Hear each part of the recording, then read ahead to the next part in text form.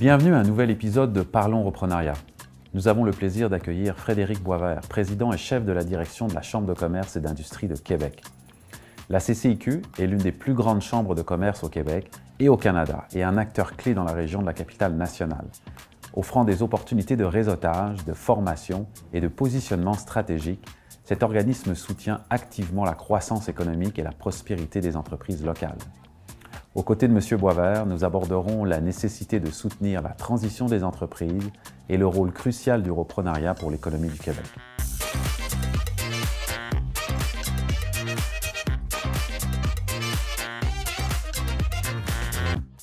Très heureux de te recevoir, Frédéric, à notre balado Parlons Reprenariat. On va commencer notre entrevue avec évidemment l'annonce éventuelle d'imposition des tarifs douaniers par les États-Unis qui affecte beaucoup notre collaboration commerciale avec les États-Unis.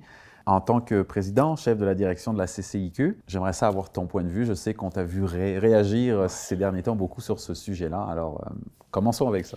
Bien, ça a commencé par une consternation. Les gens n'y croyaient pas trop. Parce qu'on se rappelle du premier film qu'on a vécu en 2016. Ça a été des impositions de tarifs qui n'ont pas duré très longtemps. Donc, les gens, au début, étaient un peu incrédules. Au fur et à mesure que sa progression, on sentait le stress commencer à monter. On faisait des tables rondes avec des grands donneurs d'ordre de la capitale nationale, avec des ministres et tout ça, puis on sentait que progressivement, ça commençait à être vrai.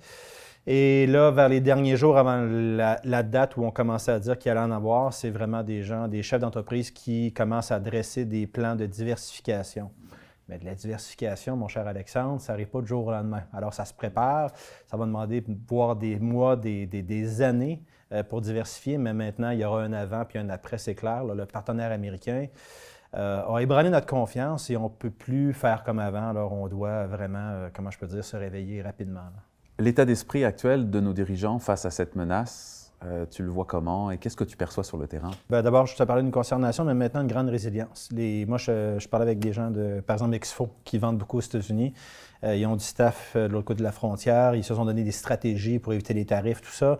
Chacun a sa façon de réagir. Il reste qu'au final, le défi est énorme. Parce que s'il y a tarif, bien, le carnet de commande va être impacté, c'est certain. Qui dit carnet de commande impacté dit réduction dans les employés. C'est des gens qui payent des hypothèques, qui ont des maisons, qui ont des familles, donc les coûts sont réels. Donc, à la fois, beaucoup de résilience, beaucoup de stress aussi, beaucoup de solutions qui sont mises de l'avant, mais clairement, on rentre dans un territoire inconnu et on ne sait pas où on va aboutir parce qu'au final, va-t-il actionner ou non les tarifs? On le verra, on ne le sait pas encore. On sait que 48 % des exportations aux États-Unis sont faites notamment par des PME. Est-ce que tu penses que l'annonce des tarifs douaniers peut affecter aussi le reprenariat et le transfert d'entreprise? Ah, clairement, clairement, parce que si ton entreprise exporte à, disons, un chiffre 45 % au sud de la frontière, ça impacte ta valeur nette de ton entreprise si ton carnet de commande connaît une réduction drastique. Donc, évidemment, effectivement, ça peut nuire à beaucoup de transferts. Et là, on rentre dans beaucoup d'incertitudes, pas juste au niveau du transfert, au niveau des investissements. Moi, en me promenant partout dans les parcs industriels, j'ai tout de suite vu plusieurs gens qui avaient des plans d'investissement qui ont mis ça sur la glace. Ils ne savent pas. Ils ne savent pas ce qui va se passer. On parle d'entreprises, évidemment, qui ont des liens avec le marché américain, mais quand même, il y en a quand même plusieurs. 70 % du manufacturier dans la capitale nationale exporte aux États-Unis. C'est beaucoup, là. C'est beaucoup. C'est énorme. C'est beaucoup. Alors Frédéric, maintenant, on va parler d'un sujet évidemment important pour toi, plus dans le détail. Ça fait quelques années que l'on se connaît et je pense que je t'ai entendu parler du reprenariat à de nombreuses reprises. Mm-hmm. Alors personnellement, pourquoi? Quel est ton intérêt sur le reprenariat? Ce qui m'a d'abord fasciné avec le reprenariat, c'est que c'est le plus gros transfert de richesse de l'histoire de l'humanité. Il n'y aura jamais eu autant de capitaux transférés d'individus à d'autres. Donc, ça a des conséquences économiques majeures. C'est ça qui a capté mon intérêt dès le départ. Puis, pour le Québec, on s'est, dans une génération, passé d'un stade d'une société dans un mode agraire à un mode industriel, une économie avancée, digne du G7. Tout ça, c'est très fort, mais c'est également très fragile. Très fragile dans l'optique où il y a une génération qui arrive à terme. Ils sont tous sur le bord de rendre un peu leur tablier, de vouloir prendre du bon temps mérité. Mais on le sait, là, puis je pense que toutes les études le démontrent, un reprenariat, c'est pas quelque chose qui se règle dans une fin de semaine. Au contraire, ça demande une planification. Donc, ça m'a capté. Moi, c'est l'urgence de ne pas échapper la balle au niveau national avec le Québec Inc., comme on l'a connu. Il faut qu'il demeure ce qu'il est, qu'il devienne plus fort encore, que le reprenariat soit une occasion de se propulser plutôt que de s'effondrer. Tout à fait. Tu l'as mentionné, 37% de nos propriétaires dirigeants au Québec maintenant ont 55 ans et plus. Ouais. Si on s'intéresse un peu plus à la capitale nationale, c'est le deuxième marché du transfert d'entreprises au Québec. Qu'est-ce que la Chambre de commerce va faire dans le futur? Qu'est-ce qu'elle concocte comme projet pour répondre à cet enjeu important qu'est le reprenariat? D'abord, j'aimerais te remercier parce qu'on a fait le lancement de l'étude nationale à Québec vers la fin de l'année dernière. On a découvert, grâce à Marc Duhamel, qui est une sommité en reprenariat de l'UQTR, mentionnait qu'il y avait près de 5000 entreprises qui vont changer de main au cours des 4 prochaines années. C'est un des plus gros transferts de capitaux de l'histoire de la capitale nationale.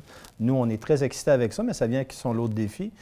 Qu'est-ce qu'on fait avec ça? Première chose, bien évidemment, on fait actuellement des cohortes avec des cédants dans les parcs industriels. On commence à déployer ça tranquillement. Ils veulent discuter entre eux des enjeux qui sont liés au reprenariat, à la cession d'entreprise. Une autre chose qu'on va faire en collaboration avec le CETEC et d'autres partenaires, c'est un sommet du reprenariat cet automne. Un peu à l'image de ce que vous allez faire bientôt à Montréal. On va être également présent parce qu'on veut apprendre, on veut voir comment ça va se passer. Fait qu'il y a beaucoup d'éducation, beaucoup de déplacements sur le terrain avec les cédants. Aussi, je vois également des chances de se rapprocher beaucoup des corporations de développement économique, des SADC, nous rapprocher également des conseillers régionaux du CETEC pour vraiment formaliser une offre complète au niveau régional, qu'on soit là, bien liés tous ensemble dans ce continuum de services-là qui, on va le dire, se développe, mais pas complètement à point. Tu le disais, je pense que tu es un homme de terrain, tu as rencontré beaucoup d'entreprises dans la capitale nationale. Qu'est-ce que tu vois comme défi, comme enjeu? Qu'est-ce que tu ressens sur le terrain, particulièrement ce qui touche évidemment le reprenariat, que ce soit la préparation des cédants? Quelle est ta lecture de la situation? Je suis un peu troublé quand même de l'absence de plan de relève dans les entreprises que je visite. Certaines, je vous dirais une majorité en ont déjà, mais je te dirais qu'un bon 30 que j'observe en ont pas. Et c'est des gens, je te parlerai, des gens d'âge entre 50 et 60 ans. Puis c'est pas des petites compagnies, c'est des compagnies, des beaux fleurons, des belles grosses marges de profit, des entreprises qui exportent. Ça m'étonne tout le temps. Donc, il semble y avoir un déficit d'information sur la pertinence du plan de relève, puis comment ce plan de relève-là peut te permettre de garder tes ressources humaines, puis de donner une orientation vers le futur avec une planification stratégique. Moi, je trouve que ça m'étonne toujours de voir qu'il y a un déficit de plan de relève au sein d'entreprise. Ça me consterne un peu, là. Puis on a un rôle à jouer d'information, puis c'est ça le rôle de la Chambre qu'on se donne, c'est d'abord d'informer, mais également de se dire, bien écoute, le plan de relève, c'est pas tabou, là, c'est un instrument stratégique important. Oui, puis je pense qu'on a même une donnée sur ça. L'étude nationale montrait que 6 propriétaires sur 10 n'avaient pas de plan de relève, ce qui est quand même majeur, effectivement. Frédéric, l'étude nationale a montré et a démontré l'impact économique du transfert d'entreprises au Québec. C'est quoi les défis de nos entrepreneurs aujourd'hui, qu'ils soient cédants ou repreneurs? Qu'est-ce que tu vois sur le terrain? Bien, commençons par les cédants. Les cédants se trouvent avec une pléthore d'offres incomplètes. Il n'y a pas actuellement une offre vraiment complète sur le terrain. Le CETEC joue un rôle très important, mais écoute, il ne peut pas tout faire partout au Québec. Là, il y a un nombre impressionnant de transferts à venir. Je pense que le défi, si on le regarde du côté institutionnel, la réponse institutionnelle, on a besoin d'être plus coordonnés. On a besoin d'avoir une approche plus nationale. On a besoin que le CETEC, les corpos de développement économique, les chambres de commerce, les SADC, travaillent tous ensemble de manière vraiment concertée sur l'approche. Parce que le cédant, au final, il y a tellement d'offres parcellisées actuellement sur le terrain, mais il n'y a pas l'offre globale. Alors, qui peut faire l'offre globale? Ce n'est que par le partenariat, ce n'est que par cette collaboration-là entre les joueurs institutionnels, tant au niveau des prêteurs que des conseillers économiques. On a besoin d'une réponse plus concertée, je crois, plus nationale. Est-ce que ça contribuerait, selon toi, à faire que nos cédants se préparent un peu plus tôt?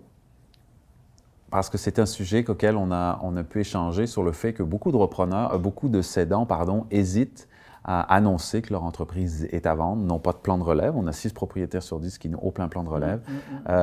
Quel est ton point de vue par rapport à ça? Bien, moi, je crois qu'il faut démocratiser, puis il faut vulgariser c'est quoi un plan de relève, comment qu'on l'amène, les opportunités en termes de communication auprès du personnel, de rétention aussi, parce que ça peut être que tu peux littéralement vouloir céder ton entreprise au management. Ça peut être un reprenariat collectif. Écoute, il y a différentes formes de reprenariat, mais le plan de relève devient un peu ta pierre angulaire de la suite à ton entreprise parce que c'est une entité morale. Hein? Elle veut vivre, elle veut se développer.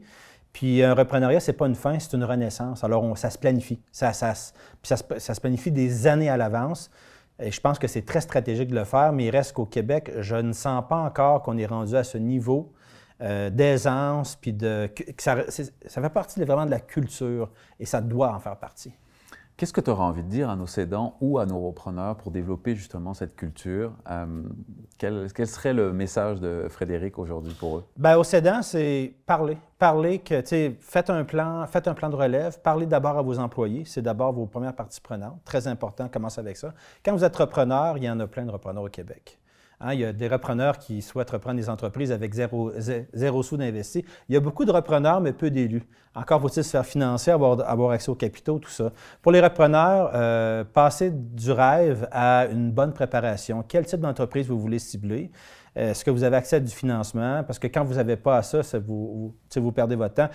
Il y a beaucoup de devoirs à faire, tant au niveau des repreneurs que des cédants. Au niveau des cédants, je le disais tantôt, ça commence vraiment avec les employés. Si on ne réussit pas le tournant de dire « moi, j'ai 50 ans, je pense à ma relève », c'est déjà là, tu as raté le virage, là. Et à nos repreneurs, qu'est-ce qu'on leur dit? À nos repreneurs, bien, faites vos devoirs. Faites vos devoirs parce que c'est pas aussi bucolique que ça, reprendre une entreprise. Oui, on n'aura jamais eu accès à une entreprise de manière aussi rapide dans l'histoire de l'humanité parce que maintenant, tu peux littéralement atterrir dans le siège du CEO et ne pas avoir à bâtir ton entreprise, ce qui n'a jamais existé avant. Toutefois, il ne faut pas se leurrer, c'est de grands défis. Ça demande un bon niveau d'expérience, surtout aussi beaucoup d'accompagnement, beaucoup aussi de diplomatie avec les employés avec lesquels tu vas évoluer lorsque tu arrives dans l'entreprise. Je pense que c'est un ensemble de défis auxquels les repreneurs ne sont peut-être pas aussi sensibilisés qu'on peut le penser. Frédéric, si on devait te donner une baguette magique, qu'est-ce que tu ferais pour le reprenariat au Québec? Moi, je rêverais vraiment d'un programme national qui inclurait tous les joueurs. J'en parlais tantôt, mais je veux systématiser la pensée, c'est qu'on aurait un fil conducteur avec du financement périn, important, qui démontrait l'importance qu'on accorde au reprenariat, parce que là, c'est littéralement la survie du Québéking dont on parle. Les gens ne comprennent peut-être pas, là, mais notre way of life, notre richesse collective découle de ça. Donc, ça demande des capitaux importants, ça demande de la grande collaboration, ça demande un chef de file qui est le CETEC, ça demande aussi un chef de file comme le MEI, qui donne la direction, qui crée des incitatifs financiers, des partenaires, aussi des crédits d'impôt, peut-être littéralement des partenaires privés qui veulent eux-mêmes se lancer dans le financement de reprenariat. Écoute, c'est sans fin, cette histoire-là, mais encore faut-il avoir une grande direction, un grand signal, et ça, on en a une partie actuellement, mais je pense que ça va prendre plus d'ambition pour y arriver. Frédéric, c'était un plaisir. Merci beaucoup d'avoir participé à notre balado et de nous avoir partagé ton point de vue comme président-directeur général de la Chambre de commerce de la Capitale nationale. C'était un plaisir. Merci.